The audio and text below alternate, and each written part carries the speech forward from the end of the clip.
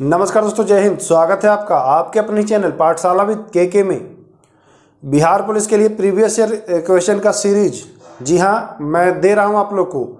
और पॉलिटी का मैं सारे वीडियोस दे चुका हूँ। 2010 से लेकर के 2022 तक जितने भी एग्ज़ाम हुए हैं बिहार पुलिस में, तो उन सब के क्वेश्चन सब्जेक्ट वाइज, तो जिसमें पॉलिटी का मिल गया है आपको। यह जो वीडियो है इसमें ज्योग्राफी का है, और ज्योग्राफी के भी इससे पहले 3 वीडियो दे चुका हूँ। ये चौथा वीडियो है। इसमें 2021 में देखिए, 2021 के 21/3/2021 में जो 2 एग्ज़ाम हुआ है, दोनों शिफ्टों के ज्योग्राफी के क्वेश्चन आपको मैं कराने वाला हूँ। तो वीडियो में बने रहें। पहले वाला नहीं देखें तो देख लीजिए। पहला क्वेश्चन देखिए, एकदम फटाफट अंदाज में और बिल्कुल डिटेल में करते चलेंगे। उलुंग चाय कौन से देश में उत्पादित की जाती है? उलुंग चाय बताइए। ऑप्शन है जापान, भारत, श्रीलंका, ताइवान। तो आपको पता है कि उलुंग चाय है जो ताइवान में उत्पादित की जाती है। उलुंग चाय एक आयुर्वेदिक चाय है। आपका वजन कम कराता है कि नहीं? वजन कम कराना हो या और सी, मतलब ये आयुर्वेदिक टाइप का है, तो इस वजह से ये चर्चा में है। उलुंग चाय अगर पूछे तो ताइवान बताएंगे। इंपॉर्टेंट है, ध्यान दीजिएगा। दूसरा क्वेश्चन, भूगोल शब्द का सर्वप्रथम प्रतिपादन किसने किया था? भूगोल शब्द का सर्वप्रथम प्रतिपादन किसने किया था? ऑप्शन है Alexander von Humboldt, Eratosthenes, Immanuel Kant और कार्ल रिटर। तो आपको पता है कि इरेटोस्थनीज ने किया था। किसने किया था? इरेटोस्थनीज। आप बताइए, अलेक्जेंडर वॉन हम्बोल्ट यानी ए.बी. हम्बोल्ट जो हैं, इनका संबंध, तो ए.बी. हम्बोल्ट जो है ना, इन्होंने वर्तमान भूगोल का पिता का वो लिया है, पद लिया है। तो इन्हें वर्तमान भूगोल का पिता कहा जाता है, ए.बी. या अलेक्जेंडर वॉन हम्बोल्ट को। ध्यान दीजिएगा, इंपॉर्टेंट है। चले आगे, चलिए तीसरा क्वेश्चन चलिए। एक परितंत्र में अपघटन की क्रिया को नियमित करने वाला कारक। तो एक परितंत्र में अपघटन की क्रिया को देखिए, ताप पर निर्भर करता है, और उसके बाद मृदा की नमी पर भी निर्भर करता है, अपरदन की, यानी कि इनमें से जो है वह चौथा, इनमें से सभी चौथा ऑप्शन जो है वह सही हो जाएगा। देखिए, भारत का राष्ट्रीय चावल अनुसंधान संस्थान, तो भारत का राष्ट्रीय चावल अनुसंधान संस्थान उड़ीसा में है भैया। कहाँ में है? उड़ीसा में। उड़ीसा, कटक, ठीक ना। ऑप्शन देखिए है कटक ए में है, बी में नई दिल्ली। तो राइट आंसर जो है वह ए हो जाएगा। यह राष्ट्रीय अनुसंधान संस्थान है चावल वाला। अंतर्राष्ट्रीय पूछे तो फिलीपींस में है। जी हाँ, अंतर्राष्ट्रीय चावल अनुसंधान पूछे तो ध्यान दीजिएगा, फिलीपींस। इंपॉर्टेंट है, याद रखिएगा आप लोग, भूलिएगा मत। चलिए अगला, अधिक जनसंख्या वाले देशों के समूह में कौन सा अवरोही क्रम में सही है? अवरोही, देखिए अवरोही और आरोही, बच्चे आखिर कंफ्यूजन होता है कभी कभी, अवरोही और आरोही। तो अवरोही क्या होता है और आरोही क्या होता है? देखिए, अवरोही, ठीक ना, अवरोही मतलब घटते मतलब 5 4 3 2, ये हुआ घटते। और आरोही मतलब बढ़ते, यानी अवरोही को डिसेंडिंग ऑर्डर भी कहते हैं, डिसेंडिंग ऑर्डर।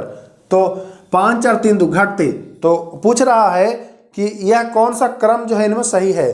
तो आपको पता है, देखिए, ये जब एग्जाम हुआ था 2021 में, उस समय चीन जो था वह जनसंख्या में नंबर 1 था, भारत दूसरा था, उसके बाद तीसरा जो था यूएसए था, ठीक ना, 1 2 3।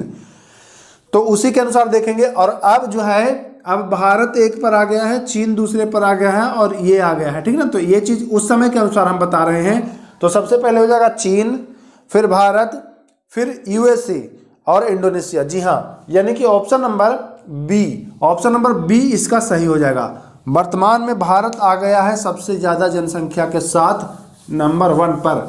तो वर्तमान के अनुसार हो जाएगा भारत, चीन, यूएसए और इंडोनेशिया, ठीक है ना। चलिए आगे, अगला क्वेश्चन, निम्नलिखित में से पृथ्वी की पेरिडोटाइट परत है? किसमें पृथ्वी की पेरिडोटाइट परत है?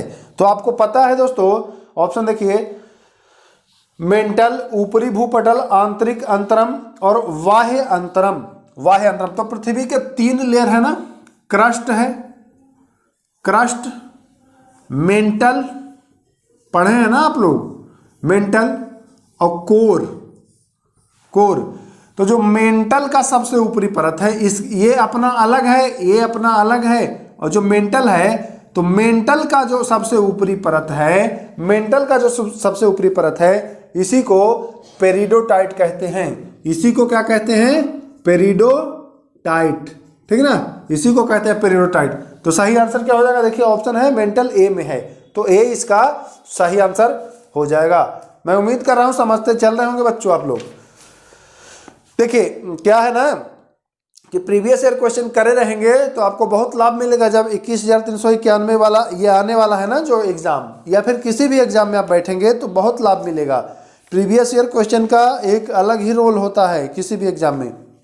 एक और है, देखिए प्लेट विवर्तन के सिद्धांत के अनुसार रचनात्मक प्लेट सीमाओं को, तो रचनात्मक प्लेट सीमा को अपसारी भी कहा जाता है। अपसारी, अपसारी, रचनात्मक प्लेट सीमा को अपसारी, अभिसारी नहीं, अपसारी। तो अपसारी देखिए है अपसारी plate Seema, option number A इसका सही आंसर हो जाएगा। ध्यान दीजिएगा, ए इसका जो है वह सही आंसर हो जाएगा। चलिए, तो इतने क्वेश्चन थे जो पहले शिफ्ट के थे। दूसरे शिफ्ट में आते हैं। देखिए दूसरा शिफ्ट में बढ़िया बढ़िया क्वेश्चन है, इसको मिटाते हैं। चलिए, वेगनर मानते थे कि कभी पृथ्वी के सभी महाद्वीप एक विशाल स्थलखंड थे। अच्छा, जो पृथ्वी दिख रही है तो इसमें आप देखेंगे तो उत्तरी अमेरिका, दक्षिण America, Asia, Europe, Australia, Africa, ऐसे है ना, सब अलग अलग है। तो वेगनर का कहना है कि यह सभी थे, वो पहले एक ही भाग था, एक ही भाग था। ठीक ना, वेगनर का मानना था। आगे क्या है, वेगनर ने इस बृहत महाद्वीप को क्या नाम दिया था? तो वेगनर ने इसे क्या कहा कि भैया ये क्या है, पूरा महाद्वीप जो है ये जो एक था इसका नाम क्या था? ऑप्शन देखिए, पैंथलासा, पैंजिया, क्रोटोजेन और दृढ़ संकल्प। तो इसको संपूर्ण जो था इसको क्या कहा था? संपूर्ण स्थलखंड को कहा था कि यह है पैंजिया। क्या कहा था? पैंजिया। और अगर आपसे पूछे कि संपूर्ण जल वाला जो था, जैसे ये तो स्थलखंड हो गया, और जो जलखंड था कहा जाता है कि जो पहले जो जैसे अभी प्रशांत महासागर, हिंद महासागर, अटलांटिक महासागर, ये सब हैं, ये भी पहले एक थे। तो इन सब को क्या कहा जाता था? तो इन सबको पैंथलासा। हाँ, ऑप्शन नंबर ए में है पैंथलासा। लेकिन यहाँ स्थल की बात की जा रही है तो स्थल की बात पैंजिया। अब देखिए पैंजिया से समझिएगा, थोड़ा सा जानकारी मैं आपको दे दूं पैंजिया से रिलेटेड। जो संपूर्ण खंड था उसको पैंजिया कह रहे थे, और पैंजिया में जो उत्तरी का जो हिस्सा था उसको अंगारा लैंड, जी हाँ उत्तरी का हिस्सा अंगारा लैंड, और जो दक्षिणी का हिस्सा था उसको गोंडवाना लैंड कहते हैं। अब यहाँ पूछता है कि गोंडवाना लैंड में कौन कौन आता था? तो गोंडवाना लैंड में जो दक्षिण में भाग था, जैसे दक्षिण अमेरिका, अफ्रीका, और ये आपका ऑस्ट्रेलिया हो जाएगा, और भारत भी था। भारत अब भले ही चला गया है उत्तर में, कंफ्यूजन में यही क्वेश्चन डालता है कि भारत किसका हिस्सा था। अब लोग सोचते हैं कि उत्तर में था, ये तो अंगारा लैंड का हिस्सा होगा। जी नहीं, भारत जो है वह अफ्रीका वाले हिस्से से ही यहाँ से टूट के गया है। तो भारत जो था यह भी गोंडवाना लैंड का ही हिस्सा था। तो ये चीज़ भी ध्यान दीजिएगा, यहाँ फंसना नहीं है। बहुत बढ़िया कॉन्सेप्ट मैं ये दे रहा हूँ आप लोग को, समझ रहे हैं ना, एग्जाम में फंसा देगा। उत्तर अंगारा लैंड, दक्षिण में गोंडवाना लैंड, लेकिन भारत जो है वह उत्तर में है, लेकिन क्या है कि गोंडवाना लैंड का हिस्सा है। ध्यान दीजिएगा। निम्नलिखित में से जापान का महत्वपूर्ण सूती वस्त्र उत्पादन केंद्र, तो पता है आपको कि जापान का सूती वस्त्र जो उत्पादन केंद्र है वो क्या है भैया? ओसाका है। क्या है? ओसाका। ओसाका को जापान का मैनचेस्टर भी कहते हैं, या जापान के सूती वस्त्र की राजधानी भी कहते हैं। ध्यान दीजिएगा, ओसाका जापान का ही एक शहर है। सीली भवन प्रक्रिया संबंधित है, तो सीली भवन, सीली से आप शैल समझिएगा, शैल मतलब चट्टान। अब भवन बनाते हैं तो एक के ऊपर एक ईंट ऐसे रखते जाते हैं, भवन बनता है, तो वही है चट्टान निर्माण की प्रक्रिया ही सीली भवन है। देखिए ऑप्शन नंबर, हाँ ऑप्शन नंबर ए में जो है यह चट्टान निर्माण प्रक्रिया सीली भवन से संबंधित है। ध्यान दीजिएगा, बहुत बढ़िया ये कॉन्सेप्ट। देखिए अगर चाह रहे हैं कि डिटेल में ज्योग्राफी पढ़ें, अच्छे से पढ़ें, तो कमेंट करिए। ज्योग्राफी मैं बहुत अच्छे से डिटेल में पढ़ाने वाला हूं आप लोग को। निम्नलिखित में से कौन भौतिक भूगोल की शाखा, देखिए भौतिक भूगोल की शाखा पूछ रहा है, तो भौतिक भूगोल ऑप्शन दे रहा है मौसम विज्ञान, जैव भूगोल, समुद्र विज्ञान और कृषि भूगोल। तो आपको पता है कृषि भूगोल जो है वह मानव भूगोल, जी हाँ मानव भूगोल के अंतर्गत आर्थिक भूगोल की ही शाखा है।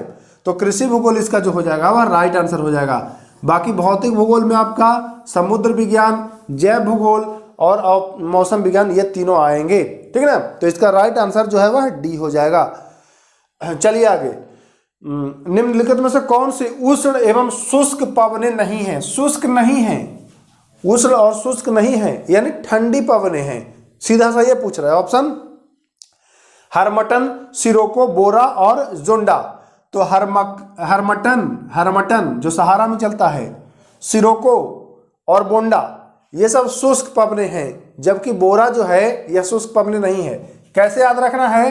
बोरा, बहुत ठंडी लग रही है तो आप बोरा ओढ़ लो, ठीक है ना, यानी कि ठंडी पवनें हैं बोरा। बोरा हो गया, विली विली हो गया, है ना, ये सब जो है वह ठंडी पवनें हैं। ठीक, चलिए आगे, बोरा, विली विली ये शीतल पवनें हैं। और अब मिस्ट्रल भी अगर पूछे तो बताइएगा शीतल पवन ही है। निम्नलिखित में से कौन कायांतरित चट्टान का उदाहरण नहीं है? कायांतरित चट्टान का उदाहरण नहीं है। ऑप्शन देखिए, पीट तासमीय, स्लेट, साइनाइट और हैलाइट। तो हैलाइट जो है यह नमकीन पत्थर, नमक वाला पत्थर है। तो हैलाइट जो है यह कायांतरित चट्टान नहीं है, ध्यान दीजिएगा, ठीक है ना। चलिए आगे, भारत की कौन सी नदी हीराकुंड बांध से संबंधित है? तो हीराकुंड बांध, भैया हीराकुंड किस नदी पर बांधा गया है? तो आपको पता है कि हीराकुंड जो है महानदी पर है, उड़ीसा में। तो कितना इजी है, ऑप्शन नंबर बी इसका सही हो जाएगा। केप ऑफ गुड होप, इसमें फंसते हैं बच्चे। केप ऑफ गुड होप यानी उत्तम आशा अंतरिप की खोज किसने की? देखिए, अफ्रीका का ये पॉइंट है और ये भारत का पॉइंट है, ठीक ना। तो केप ऑफ गुड होप जब स्पेन से चला था, पुर्तगाल स्पेन से चला था, तो ये रास्ते से हो करके ऐसे करके भारत पहुंचा था। तो यही जो मार्ग है, इसी मार्ग को केप ऑफ गुड होप मार्ग कहा जाता है। इस मार्ग से आया था कौन?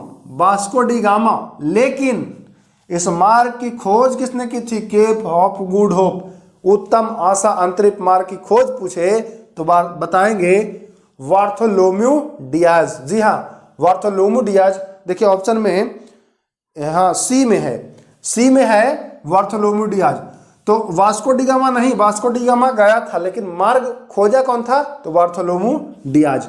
ध्यान दीजिएगा, इंपॉर्टेंट है, फंसाव गाड़ी है ये, है ना, इसमें फंसते हैं बच्चे। हाँ, और भी क्वेश्चंस हैं। चलिए, हरित ग्रह प्रभाव के बारे में कौन सा कथन गलत है, सही नहीं है? सही नहीं है पूछ रहा है। देखिए ऑप्शन पढ़िए, तो ऑप्शन पढ़िए जरा, ग्रीन हाउस इफेक्ट के बारे में कौन सा कथन? तो पृथ्वी पर जीवन हरित ग्रह प्रभाव के कारण संभव है। तो देखिए, अगर हरित गृह प्रभाव नहीं रहेगा तो जो सूर्य की उष्मा आएगी दिन में सारी लौट जाएंगी, तो रात्रि यहाँ बहुत ठंडा होगा, इतना ठंडा होगा कि यहाँ जम जाएंगे आप लोग, तो यहाँ जीवन संभव नहीं है। तो पहला जो कथन है वह सही है, हमको गलत कथन पकड़ना है। दूसरा कथन, हरित ग्रह प्रभाव एक प्राकृतिक प्रक्रम है जो कि पृथ्वी को तापमान बनाने में, तो जी हाँ, यह प्राकृतिक प्रक्रम है, यह तापमान को मेंटेन रखता है। यहाँ से किरणें को जो उष्मा जाती है उनको पूरी तरह से जाने नहीं देता है, तो यहाँ तापमान मेंटेन रखता है, ठीक ना। तो ये प्राकृतिक प्रक्रम है ही। दूसरा भी सही है, हम लोग को गलत तलाशना है, ठीक ना।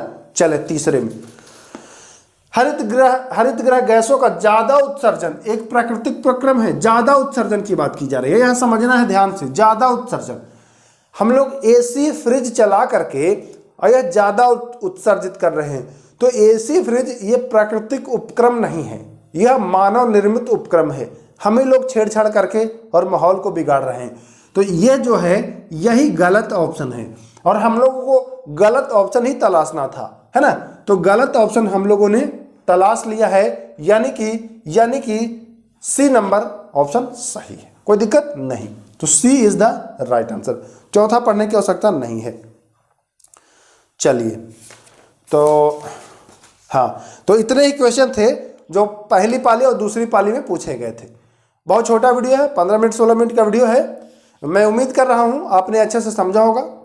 बाकी अगर पूरी डिटेल में पढ़ना चाहते हैं तो कमेंट करिए। और हाँ, एक चीज़ मैं और कहना चाह रहा हूँ क्या आप लोग चाह रहे हैं कि जैसे बिहार पुलिस का प्रीवियस ईयर मैं करा रहा हूं उसी प्रकार से बिहार एसएससी इंटर लेवल का भी कराऊं? तो कमेंट करिएगा और ज़्यादा संख्या में कमेंट करिएगा, तब मैं स्टार्ट करूंगा, ठीक है ना। तो मैं आपके कमेंट का बेसब्री से इंतजार करूंगा। मिलेंगे फिर नेक्स्ट वीडियो में। नमस्कार, जय हिंद।